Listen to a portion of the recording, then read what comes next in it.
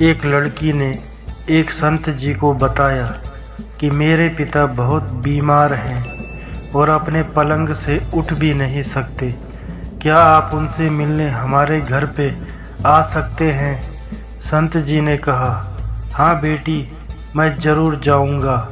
संत जब उनसे मिलने उसके घर पर गए तो देखा कि एक बूढ़ा और बीमार आदमी पलंग पर 2 तकियों पर सिर रख कर लेटा हुआ है, लेकिन एक खाली कुर्सी उसके पलंग के सामने पड़ी थी। संत जी ने उस बूढ़े और बीमार आदमी से पूछा कि मुझे लगता है कि शायद आप मेरे ही आने की उम्मीद कर रहे थे। उस वृद्ध आदमी ने कहा, जी नहीं, आप कौन हैं? संत जी ने अपना परिचय दिया और फिर कहा, मुझे ये खाली कुर्सी देखकर लगा कि आपको मेरे आने का आभास हो गया है। वो आदमी बोला, संत जी, अगर आपको बुरा ना लगे तो कृपया कमरे का दरवाज़ा बंद कर दीजिए। संत जी को थोड़ी हैरानी तो हुई, फिर भी संत जी ने दरवाज़ा बंद कर दिया। वो बीमार आदमी बोला कि दरअसल इस खाली कुर्सी का राज मैंने आज तक भी किसी को नहीं बताया, अपनी बेटी को भी नहीं। मैं अपने पूरे जीवन में ये जान नहीं सका कि प्रार्थना कैसे की जाती है, लेकिन मैं प्रत्येक दिन मंदिर जाता अवश्य था, लेकिन कुछ समझ नहीं आता था। लगभग 4 साल पहले मेरा एक दोस्त मुझे मिलने आया। उसने मुझे बताया कि हर प्रार्थना भगवान से सीधे ही हो सकती है। उसी ने मुझे सलाह दी कि एक खाली कुर्सी अपने सामने रखो और ये विश्वास करो कि भगवान खुद इस कुर्सी पर तुम्हारे सामने बैठे हैं।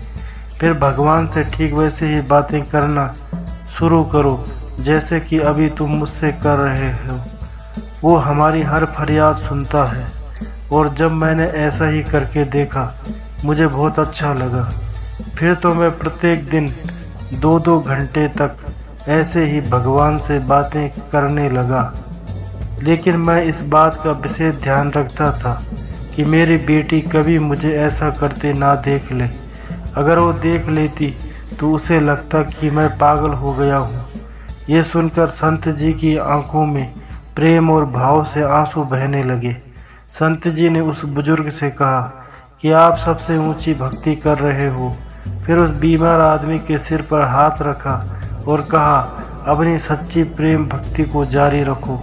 संत जी अपने आश्रम में लौट गए, लेकिन 5 दिन बाद वही बेटी संत जी से मिलने आई और उन्हें बताया कि जिस दिन आप मेरे पिताजी से मिले थे वो बेहद खुश थे, लेकिन कल सुबह 4 बजे मेरे पिताजी ने प्राण त्याग दिए हैं।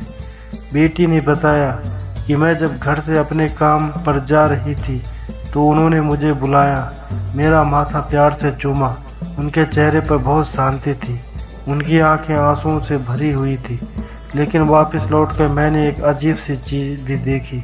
वो ऐसी मुद्रा में अपने बिस्तर पर बैठे थे जैसे खाली कुर्सी पर उन्होंने किसी की गोद में अपना सिर झुका रखा हो, जबकि कुर्सी तो हमेशा की तरह खाली थी। संत जी, मेरे पिताजी ने खाली कुर्सी के आगे सिर क्यों झुका रखा था? बेटी से पिता का ये हाल सुनकर संत जी फूट फूट कर रोने लगे और मालिक के आगे फरियाद करने लगे, हे मालिक, मैं भी जब इस दुनिया से जाऊं तो ऐसे ही जाऊं, मुझ पर भी ऐसे ही कृपा करना। यदि हम भी इसी तरह अपने इष्ट देव की गोद में बैठकर यहाँ से जाना चाहते हैं तो प्रत्येक पल आप अपने इष्ट देव की उपस्थिति को हर जगह महसूस करेंगे। एक दिन हमारी अवस्था भी अवश्य बदलेगी। तो दोस्तों, ये थे आज की कहानी। उम्मीद करता हूँ आपको कहानी पसंद आई होगी। अगर आपको कहानी पसंद आए तो चैनल को सब्सक्राइब करें और बेल आइकन को प्रेस करके ऑल पर क्लिक करें। धन्यवाद।